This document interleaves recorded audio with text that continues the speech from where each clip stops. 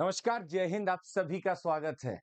वैसे कल का दिन बड़ा मजेदार रहा हमारे लिए भी, क्योंकि शायद आप में से कुछ लोग परेशान थे, कुछ खुश थे और कुछ जबरदस्त तरीके से कुछ ना कुछ हमें बोलना चाह रहे थे। पर आपको एक चीज बताते हैं और शुरुआत करते हैं इस दिन की बहुत ही बेहतरीन पॉजिटिव कोट से। कहा जाता है, यत भावो तत भवति। जैसा भाव होगा आप वैसे ही बन जाएंगे। और हम आपसे निवेदन करते हैं कि अपने भाव को अच्छा रखिए, क्योंकि जिस दिन आप अपने भावों को अच्छा कर लेंगे, अच्छा होने लगेगा। तो बड़ा कल देख रहे थे, I was getting it lot of things, like there were some people who said that it's a very nice step, you are most welcome and you should do this. देखिए, आपको बता दें, ये जो सेशन हम यहाँ पे ले रहे हैं, ये आपको बस एक हम इंट्रोडक्शन दे रहे हैं कि आपको पेपर में से क्या पढ़ना चाहिए। इसका जो डिटेल्ड एनालिसिस है हैपेंस ऑन यूपीएससी अनस्टॉपेबल्स चैनल, जहां पे ये सुबह सुबह भी जस्ट आपके सेशन आप देख लेंगे, इसके बाद आप जाके देखिएगा अनस्टॉपेबल चैनल पे डेली डीएनए होता है। और इसमें हम लोग यूपीएससी स्टिक करके बात करते हैं। बहुत सारी चीजें यहाँ पे आनी है आपके लिए, तो आप हमें डेली सुन सकते हैं। आज तक ये सेशन मिस नहीं हुआ है, वहां पे आपके लिए बड़ा फायदा रहने वाला है। पर चलिए, कुछ एक बार मजेदार चीजें भी थी कल, बड़ा बढ़िया बढ़िया चीज था। What a joke, I saw bell icon notification and eager to see Prashant Dhawan sir, but भाई मारो मुझे मारो। नहीं नहीं, कोई मारना नहीं चाहता आपको, परेशान ना हो आप। सर इज देयर, आपने देखा ही होगा, वो तो चल ही रहा है। हाँ, आपको एडेड एडवांटेज क्या है, you you are going to understand now कि न्यूज़पेपर से अगर मुझे कुछ पढ़ना भी था तो क्या निकाल लूं उसमें से, थोड़ा आपका पर्सपेक्टिव खुलेगा। और भी दबा के dislike, dash, I can not speak that word, beep and who the hell you are, where is the old guy and that word. भगाओ भगाओ इसको। एंड ये तो समझ में नहीं है क्या लिखा हुआ है यहाँ पे, लुल्लाहू लूलीबर, पता नहीं, समझ में नहीं आया ये व्हाट वाज दैट। तो खैर कोई बात नहीं। आपके हर चीज का पूरा अभिनंदन करते हैं, स्वागत करते हैं। And I would just wish that be happy, मस्त रहिए, एंजॉय करिए। हाँ, बस थोड़ा सा पढ़ने लिखने की जब बात आए तो 10 मिनट अपना दे दिया करिए। न्यूज आइटम्स आपके लिए बड़े इंपॉर्टेंट हो सकते हैं, पेपर में भी देख लीजिएगा और कोशिश करिएगा उस डीएनए को फॉलो कर लीजिएगा जो कहाँ हो रहा है, यूपीएससी अनस्टॉपेबल्स चैनल पर। चलिए शुरुआत करते हैं आज के सेशन का। पहला जो आज संडे रहता है, वैसे आज बहुत कुछ नहीं आता है, तो हमारे सामने कुछ चीजें रही जो बड़ी इंपॉर्टेंट थी। पहला जो आज न्यूज़पेपर में आप देखेंगे, ये द हिंदू में रहा है, सेंटर डिफेंस यूएनजीए एब्सटेंशन। परसों यूएनजीए में एक रेजोल्यूशन पास होने की बात थी जिसमें भारत ने एब्सटेन किया है। यह रेजोल्यूशन था ह्यूमैनिटेरियन ट्रूस के ऊपर, मतलब आप इजराइल और गाजा के बीच में जो चीजें भी चल रही हैं उसमें एक ट्रूस आ जाए। पर भारत ने एब्सटेन कर लिया।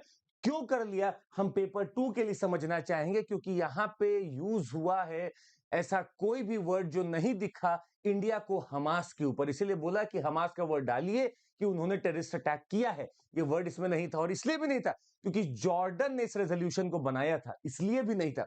तो हम जॉर्डन का लोकेशन देखेंगे, भारत के टेररिज्म कन्वेंशन के ऊपर बात करेंगे। यूएनजीए में 1996 में भारत ने एक टेररिज्म के ऊपर बात की थी कि कन्वेंशन होना चाहिए कॉम्प्रिहेंसिव तरीके का जिसमें टेररिज्म को डिफाइन किया जाए, पर आज तक वो पास नहीं हो पाया।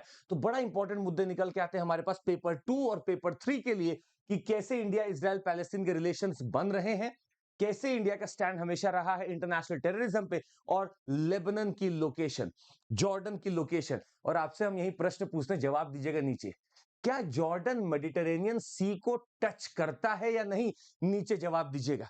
आइए अगला टॉपिक देखते हैं। आ जाए तो 7.5% dip in active workforce under MG NREGA से स्टडी।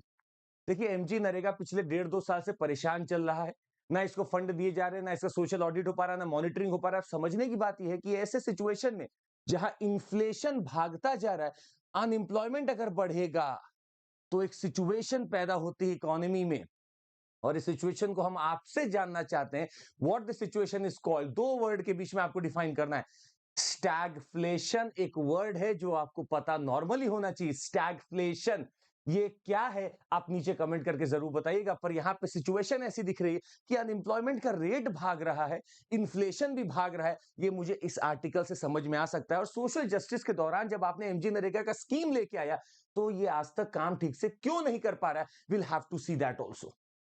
आगे बढ़ते हैं, और एक खबर है जो शायद हमें फिर से चिंताजनक स्थिति में पैदा करती है हमारे लिए।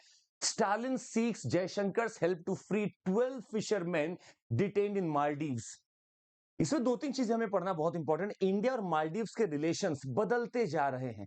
Muizzu, the new president of Maldives, खुले तौर पर भारत के खिलाफ आवाज उठाते हैं, चाइना की तरफ जाते हैं।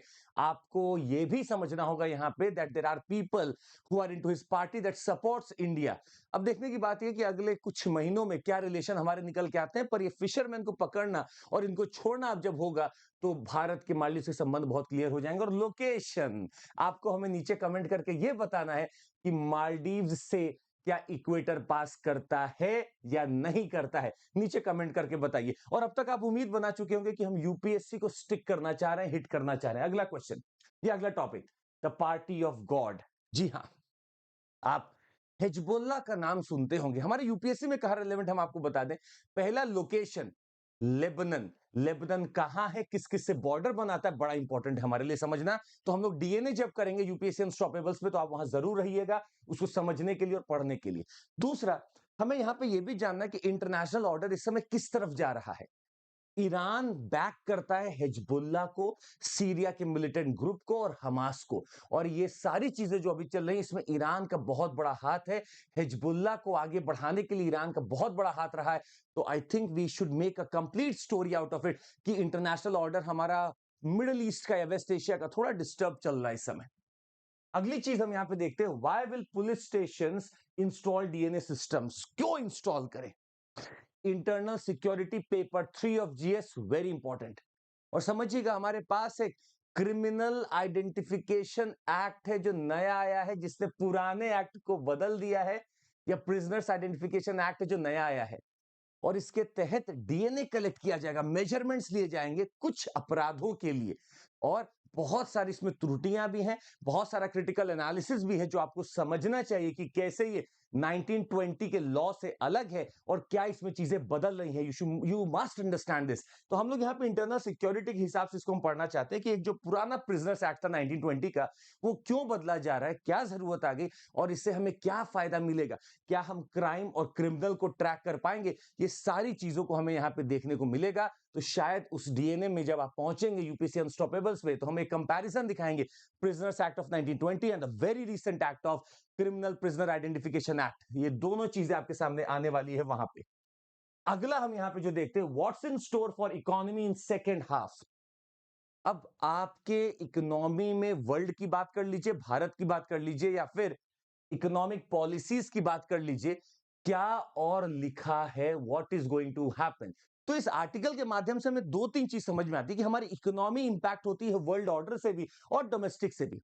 वर्ल्ड ऑर्डर में जहां पे war, lot of things going on, Ukraine Russia से चालू हुआ, इजराइल गाजा चल रहा है, plus lot of troubles across lot of borders, plus इन सब से जो तेल का भाव बढ़ रहा है, इन सब से जो एक्सपोर्ट इंपोर्ट इंपैक्ट हो रहा है, इन सब पे हमें देखना होगा। प्लस डोमेस्टिक चीजें जैसे इन्फ्लेशन, अनएम्प्लॉयमेंट और हमारे जो प्रोडक्शंस हैं वो कैसे कम है, क्या हालत में है, ये सब हमारे इकोनॉमिक पॉलिसी और हमारे इकोनॉमिक ग्रोथ पे एक इफेक्ट डालता है, वो हमें समझना होगा। डायरेक्ट यूपीएससी में प्रीलिम्स में आता है कि इनमें से कौन सा इकोनॉमी को हेल्प कर सकता है या इंपैक्ट कर सकता है। तो हमें छोटा सा यहाँ पे ओवरव्यू चाहिए होगा। तो एक बहुत बढ़िया आर्टिकल था जिसको शायद हम पढ़ने की कोशिश जरूर करते हैं।